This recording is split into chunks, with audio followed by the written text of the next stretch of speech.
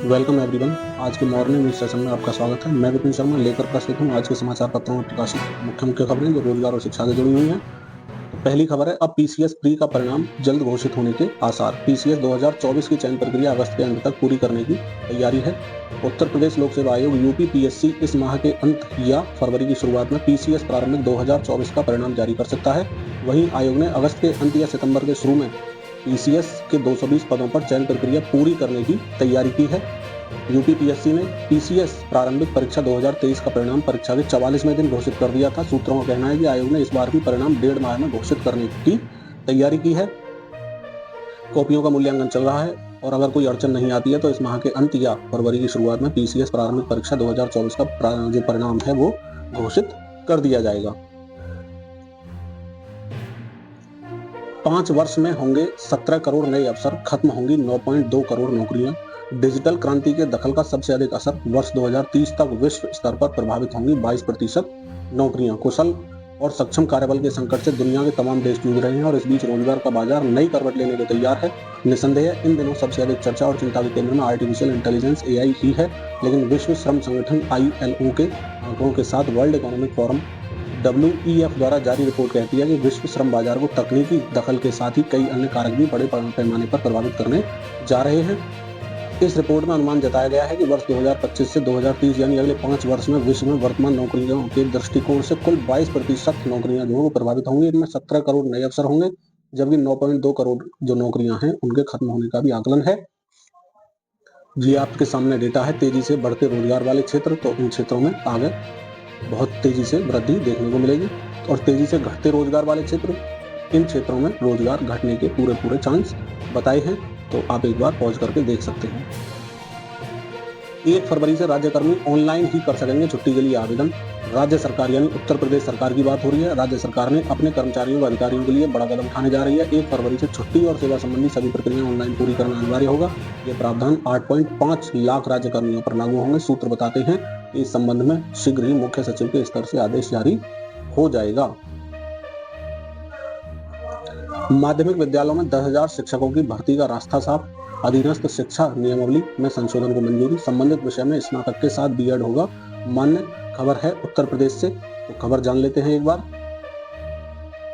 प्रदेश के माध्यमिक विद्यालयों में सहायक अध्यापक LT ग्रेड और प्रवक्ता के करीब 10,000 पदों पर भर्ती का रास्ता साफ हो गया। प्रदेश कैबिनेट ने 22 सर्कुलेशन यूपी अधीनस्थ शिक्षा सेवा नियमावली 2024 में संशोधन को मंजूरी दे दी है। इसके तहत दोनों पदों पर भर्ती के लिए योग्यता से समकक्ष शब्द हटाया गया है। माध्यमिक विद्यालयों में सहायक अध्यापक के लिए संबंधित विषय में स्नातक बीएड या समकक्ष योग्यता रखी गई थी। प्रवक्ता के लिए स्नातक बीएड या समकक्ष योग्यता रखी गई थी। कई मामले कोर्ट पहुंचे और समकक्ष योग्यता को चुनौती दी गई।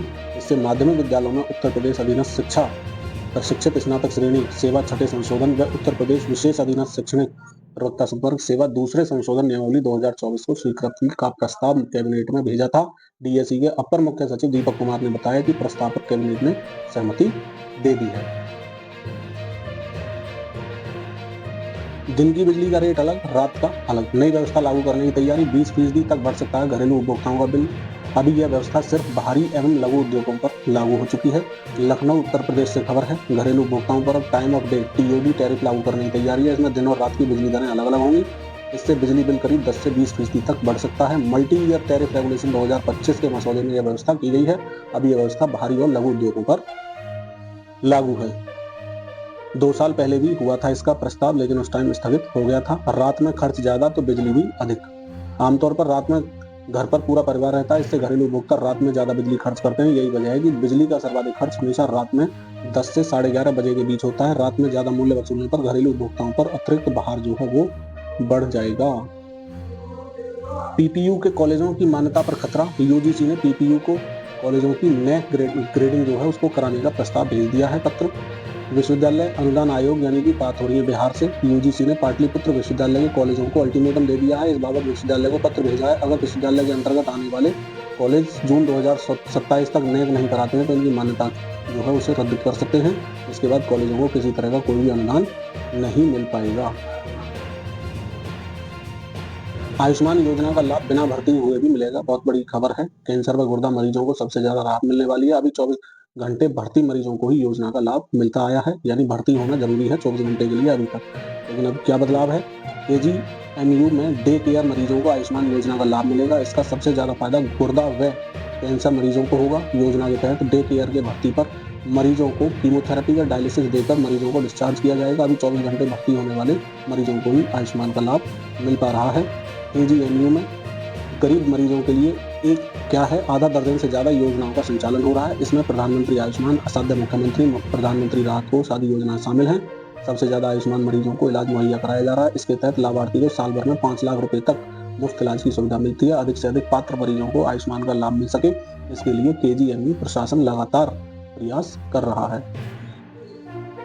राज्य बीमा निगम में 227 पदों पर भर्ती है। आवेदन शुल्क 500 रुपए, भुगतान डिमांड ड्राफ्ट या चेक के जरिए करना होगा।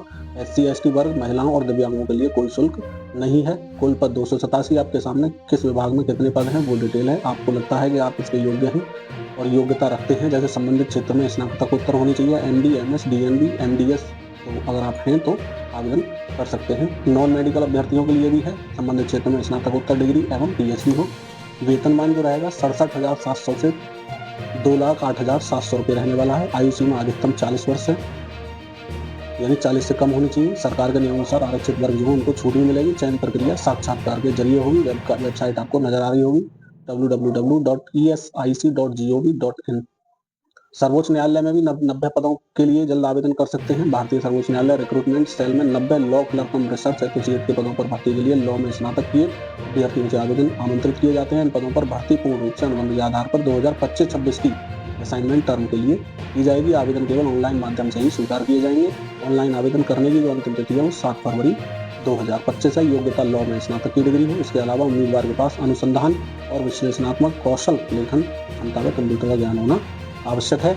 जरूरी सूचना क्या है, किसी भी विषय में स्नातक करने के बाद 5 वर्षीय इंटीग्रेटेड कोर्स के 5वें वर्ष या 3 वर्षीय लॉ पाठ्यक्रम के तीसरे वर्ष में अध्ययनरत उम्मीदवार भी आवेदन के पात्र होंगे, बशर्ते लॉ क्लर्क कम रिसर्च एसोसिएट के रूप में कार्यभार ग्रहण करने से पहले उन्हें अनिवार्य पात्रता का प्रमाण पत्र भी देना होगा।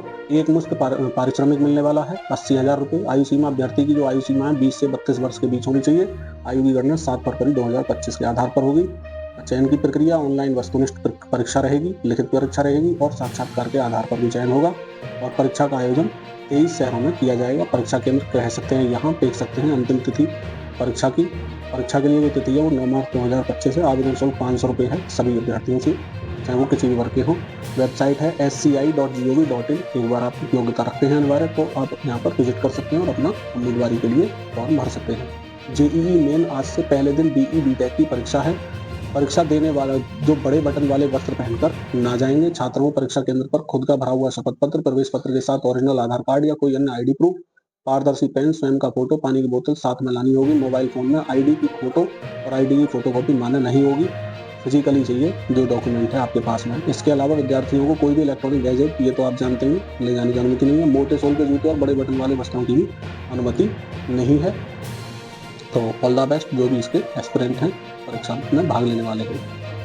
EPFO की प्रोफाइल अपडेट प्रक्रिया हुई सरल। EPFO की तरफ से रोजाना कोई ना कोई खबर आ रही है। अगर आप भी कहीं पर वर्क करते हैं, रोजगार वाले हैं, तो आपके लिए खबर बहुत काम की हो सकती है। और भविष्य में भी आप रोजगार पाना चाह रहे हैं तब के लिए भी। तो अब नियोक्ता अपना प्रोफाइल स्वयं कर सकेंगे अपडेट। सदस्य सेवाओं में सुधार लाने और सदस्य डेटा की सटीकता को सुनिश्चित करने के लिए कर्मचारी भविष्य निधि संगठन EPFO ने सदस्य प्रोफाइल अपडेट करने की प्रक्रिया में सरलीकरण भी शुरू कर दिया है।